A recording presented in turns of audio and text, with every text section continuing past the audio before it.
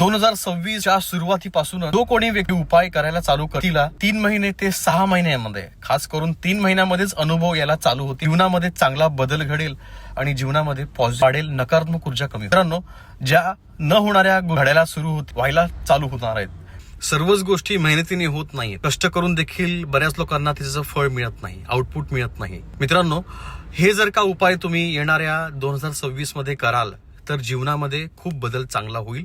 Positive राहा, positive विचार करा. मित्रांनो, सकाळी लवकर उठायला सुरू करा. सूर्यदेवाला जल अर्पण करावं, अर्घ्य द्या किंवा नमस्कार करायला सुरू करा. घराच्या बाहेर जाताना पहिला नमस्कार सूर्यदेवाला करावा. वडिलांचं मन दुखू नका, आईंचं मन दुखू नका, त्यांची काळजी घ्या.